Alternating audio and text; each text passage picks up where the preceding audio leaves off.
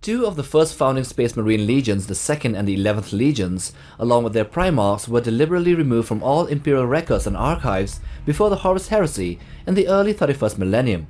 This process, known as the Edict of Obliteration or Damnatio Memoriae, erased all information about them from official records. Their names, homeworlds, and ultimate fate remain unknown, and conflicting reports exist about whether they met their demise before or during the Horus Heresy.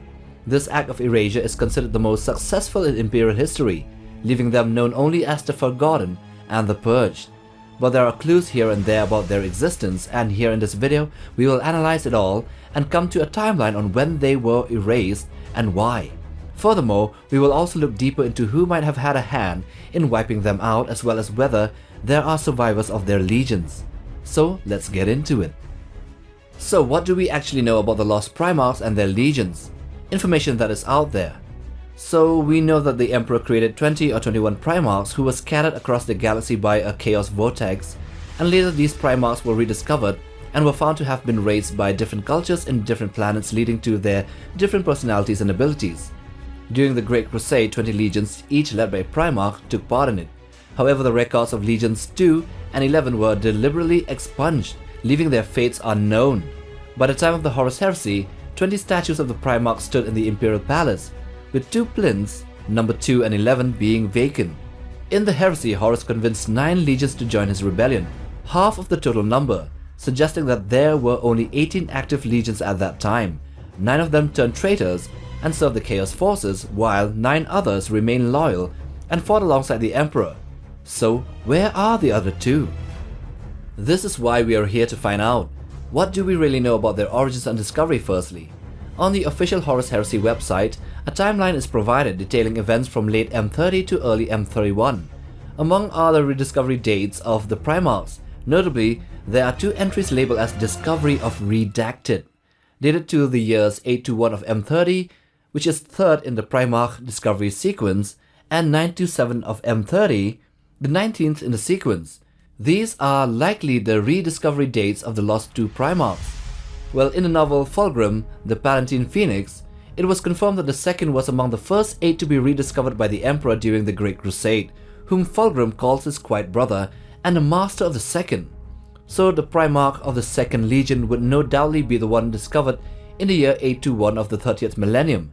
But there is also a debate that during the rediscovery of Corvus Corax, when the Emperor told the Raven Lord that he had 17 brothers, Corax was confused as he knew he was number 19, and hence there should be more. To which the Emperor replied by saying, "The other 2? That is a conversation for another day." But what the Emperor meant by this was that there were 2 more to be discovered, Alpharius and the 11th, thus marking the year 927 of M30 as the discovery date of the other lost Primarch, number 11. Now the question arises as to when was the Edict of Obliteration, the Damnatio Memoriae, was initiated and when was it declared a success. What we do know is that a rare record mistakenly inserted into the Astra Militarum's Imperial Infantryman's uplifting primer of the 41st millennium disclosed that the missing 2 and the 11th legions of the ancient Space Marines were involved in the Rangdan genocides during the Great Crusade that ended in 890 of M30. However, the extent and details of the participation of the 2 legions in the campaigns remain unknown and unrecorded. The presence of the title War Master suggests that this document was produced during the 3rd Rangdan genocides in the 890s of M30.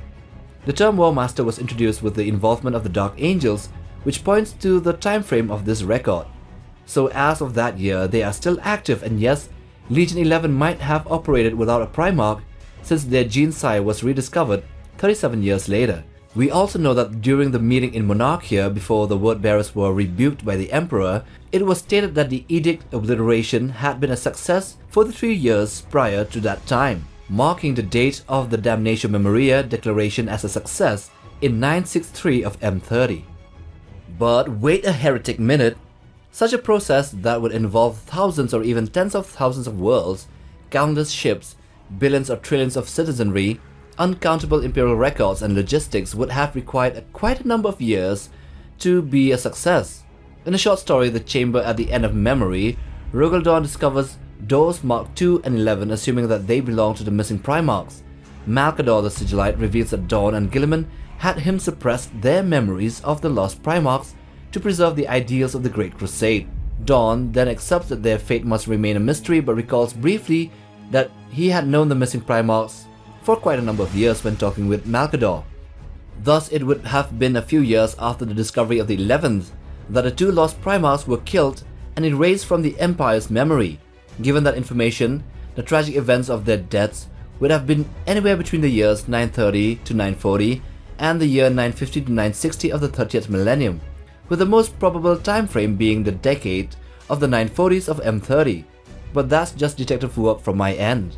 Since Dawn actually knew the Primarchs and number 11 was discovered on 927, therefore he would knew him for quite a while, and then he was killed, and then the Edict of Obliteration was initiated. Then it will take a few years for it to be a success, therefore putting it in the time frame of the 940s of M30. Now, why were they wiped out from existence and memory? How bad were they, or was there a specific reason? Well, let's start with looking at what are the sins or war crimes that the Emperor can overlook. Well, Angron massacring the populace at Gehenna was met with swift punishment, but not to the point of being actually deleted, although that came close for other reasons. What else? Xenocides were really a regular thing during the Great Crusades. Diving into sorcery and utilizing the powers of the warp wasn't strictly prohibited until the Edict of Nicaea in the first year of the 31st millennium, so that was probably not a big deal either. Even Horus and the other traitor Primarchs weren't condemned to such a state. The Imperium still have information and knowledge about their deeds, them being given the excommunicate tortoris, but not the Damnatio Memoriae. This seems to show that no matter the deeds, even rebellions, and turning to chaos did not hold such a dark and grim punishment. So what the actual fuck? What are the actual flaws that he will not accept? Well, it has been stated that twice before the Emperor had purged his own progeny and every living soul within the legions that followed them, so he did kill them.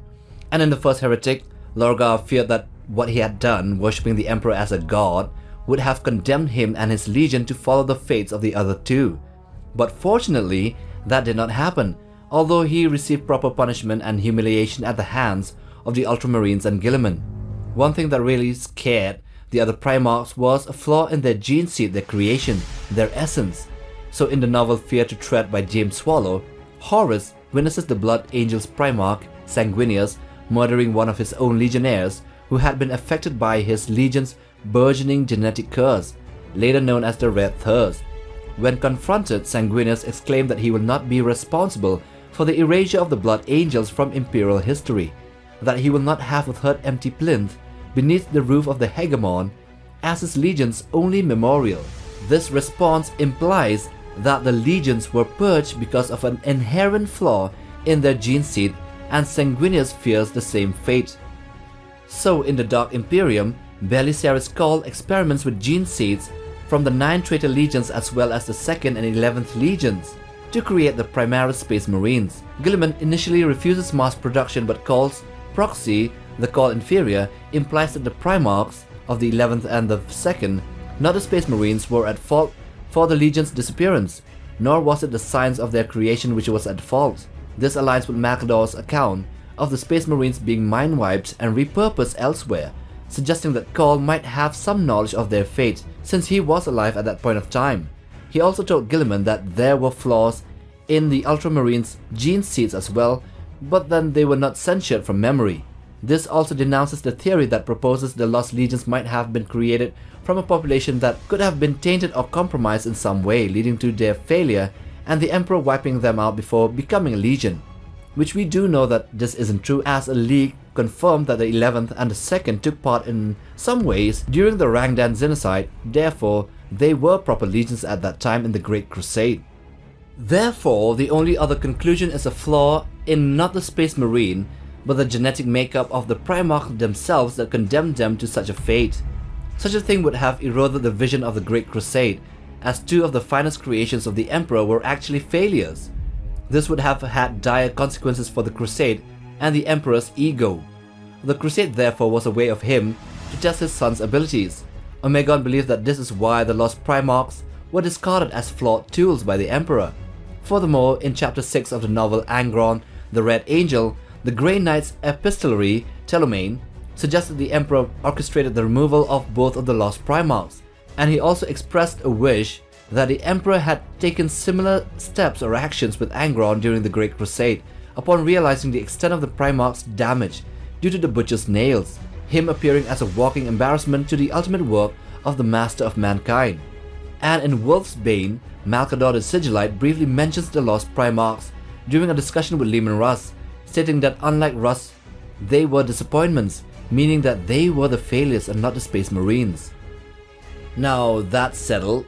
Now how were they killed and who killed them? Did the Legionnaires all die as well, or did they survive? And were the missing Primarchs and Legions destroyed at the same time? So for these questions, firstly in the novel The Wolf Time, the Adeptus Custodes Maldovar Colquhoun and Hastulus Vicellan discussed the Space Wolves' resistance to their new Primaris reinforcements. Vicellan mentions that the Space Wolves could be a potential obstacle to Guilliman's ambitions if he were to turn against the Emperor, citing that historical events involving Custodes and the 11th Legion. The exchange suggests that part of the 11th Legion might have been manipulated into betraying the Emperor, and the Space Wolves were among the first to respond to this betrayal, since they were the Emperor's executioners. It is likely that Leman Russ and the Space Wolves as the Emperor's executioners were sent to deal with the 2nd and 11th, similarly as they were sent against Angron, Magnus and Horus later on. Either that or the Emperor also had a direct hand in it, with him probably erasing the two from existence as he did with Horus. And as for the remaining Legionnaires, let's just say that the Ultramarines suddenly had a boost in numbers. There is a rumor suggesting a possible explanation for the fate of the 11th and the 2nd Legions. Around the time they were removed from Imperial records, the Ultramarines Legion experienced a significant growth, surpassing all other legions in numbers. The speculation is that the Astartes of the 2nd and or the 11th Legions might have been integrated with the Ultramarines after their official expungement. If this were true, then it would imply that the Legionnaires of the 2nd and 11th Legions might not have committed any wrongdoing, and the blame might lie with their Primarchs or with a minority of the legions. So again, in The Chamber at the End of Memory, the short work, Malcador the Sigillite states that the Space Marines from the Lost Legions were mind-wiped and repurposed rather than sharing their Primarchs' fates. He sees this as mercy. This could indicate that the theory of them being integrated with the Ultramarines is true, and hence why the gene seed stock of the Blue Boys is both stable and diverse at the same time, with them having quite an array of different successive chapters of varying characteristics, and so that seems the most likely explanation. So that's about all I have to say about the Lost Primarchs. I see that many of you haven't subscribed yet. It would do us a huge favor if you would only smash the red button and also like that video to push us through in the YouTube algorithm. And while you're at it, bang on the bell icon as well for notifications. Till the next time, take care boys.